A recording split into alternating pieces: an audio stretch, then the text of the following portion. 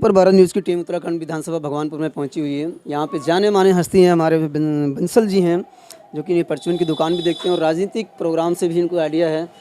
आजकल एक सर्दी का मौसम भी है जो प्राकृतिक की देन है, उसके बावजूद भी आपके भगवानपुर में इतनी गर्मी है इलेक्शन को लेके, क्या कहेंगे आप? इलेक्शन तो होना ही था। इलेक्शन का तो टाइम पिछले 6 महीने से लोग इंतजार कर रहे थे और ये तो भगवानपुर के लिए बड़ी खुशखबरी की बात है कि उत्तराखंड सरकार ने इस सर्दी के मौसम में गर्म होने के लिए, ताकि लोगों को सर्दी का आभास ना हो, तो चुनाव करा रही है सरकार। अभी आपके यहाँ निर्दलीय प्रत्याशी हैं संजय धीमान, नरेश धीमान, उन पे काफ़ी प्रेशर पड़ा हुआ था। कुछ लोगों ने बताया कि उन पे कुछ लोग धमकियाँ भी दे रहे हैं। इसके संबंध में आप क्या कहेंगे? सुनने में तो हमारे भी आया। देखो, सही बात का तो उन्हीं को पता है, उनके मोबाइल फ़ोन पर धमकी आई थी, मगर ये तो पार्टी का प्रेशर होता ही है। कोई पार्टी जो सत्ता में होती है वो अपने दमखम के साथ अपने प्रत्याशी को जिताने के लिए, अपने प्रत्याशी को आगे बढ़ाने के लिए इन छोटे मोटी चीज़ों का प्रयोग तो करती है। आपके हिसाब से भगवानपुर में 3 कैंडिडेट हैं। एक तो बीजेपी से है ही हैं, हमने बीच में मार्केट में भी आपके पीछे जो दुकानें पड़ती हैं हमने वहाँ भी कुछ इंटरव्यू लिया था। लोग कहते हैं बीजेपी क्या केंद्र में तो है ही है, राज्य में है ही है, हर जगह तो बीजेपी है। क्या बीजेपी को ही लक्ष्य दे के ये टारगेट किया जा रहा है या फिर कुछ और? कुछ भी हो सकता है, राजनीति में कुछ भी हो सकता है। मैं तो एक दुकानदार की हैसियत से बताना चाहता हूँ, हालांकि मैंने भी राजनीति की है। पिछले 15 साल को छोड़कर मैं भी यहाँ पर युवा मोर्चा से मंडल अध्यक्ष रहा हूँ भाजपा से, और उस टाइम रहा हूँ जब हमारे पुष्कर सिंह धामी जी प्रदेश अध्यक्ष थे। मगर राजनीति में थोड़ा दबाव तो रहता ही है। बाकी तो ये जो जनता है ये 15 तारीख के बाद ही आपको बता पाएगी। अभी तो एक दुकानदार की हैसियत से बताना चाहता हूँ कि सभी लोग बराबर हैं। तीनों प्रत्याशी, चाहे वो रचित भैया हो, चाहे गुलबहार भाई हो, चाहे हमारे नए पूर्व प्रधान दीवान जी हों, तीनों का बराबर हिसाब किताब चल रहा है। बाकी तो जनता की हवा है, आने वाला कल बताएगा क्या होगा।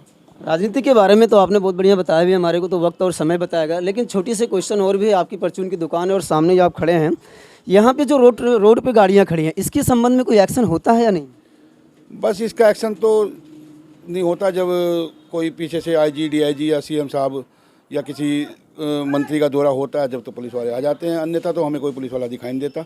बाकी तो यह है कि दिक्कत तो है ही, क्योंकि सड़क छोटी है और वाहन ज़्यादा हैं, और कुछ हमारे भगवानपुर का जो ये डाइवर्ट हुआ है रूट, इसका भी कोई खास प्रभाव नहीं हो पाया। पुल तो बना, मगर पुल बनने का कोई फ़ायदा एक आम जनता को, एक आम आदमी इंसान को हो नहीं पाया। भगवानपुर में आपके बस अड्डा भी है, भगवानपुर में बस अड्डा भी है, क्या वो बस अड्डा संचालित है या नहीं अभी? वो तो कभी संचालित हो ही नहीं पाने का, क्योंकि उसका जो समीकरण बनाया हुआ है वो पहले तो सही था, मगर जिस दिन से पुल का निर्माण हुआ है वो उसी के अवगत में रह गया और वो उसका सही सदुपयोग हो नहीं पाया, क्योंकि वहाँ पर इतनी ऐसी फिलहाल फैसिलिटी हो ही नहीं पाने की, क्योंकि वहाँ पर ना बस घूम सकती है, ना उस बस अड्डे के अंदर जा सकती है।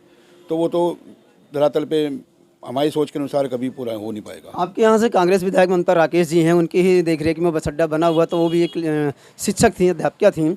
उस टाइम वो क्या कर रही थी? उस टाइम तो सड़क ही नहीं बनी थी, उस टाइम तो पुल ही नहीं बना था। पुल से पहले बस अड्डा हुआ है माननीय सुरेंद्र सिंह राकेश जी के संबंध में। सुरेंद्र राकेश जी के कार्यकाल में ही बस अड्डा बन गया था। ममता राकेश जी के कार्यकाल में बस अड्डा शायद नहीं बना, मगर जो है वहाँ पर उस पर जब ये बस अड्डा स्वीकृत हुआ था उस टाइम पर ये पुल नहीं था। अगर ये पुल ना होता तो आज वो बस अड्डा कामयाब हो जाता, मगर वो पुल नहीं था तो इसलिए बस अड्डा बन गया था, नहीं तो कहीं और बन पाता।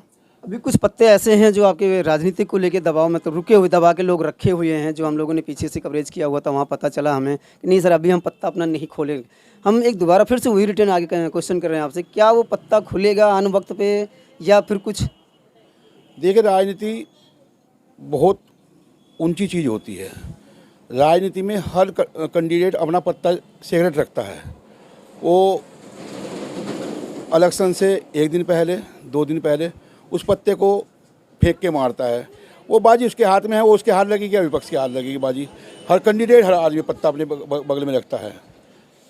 कैंडिडेट हर पत्ता अपने बगल में रखता है। कोशिश वो हर करता है, साम दाम दंड भेद उतार चढ़ाओ जिस भी प्रकार से होता है वो राजनीति को खेलने की कोशिश करता है। वो उसकी किस्मत है, खुल जाए तो ठीक, नहीं खुल जाए तो नहीं ठीक। चलिए, बहुत बहुत धन्यवाद आपका बंसल जी हमारे साथ जुड़ने के लिए। हम यहाँ से हट के थोड़ा रोड के बारे में भी देखना चाहेंगे। एनएच पे जो गाड़ियाँ खड़ी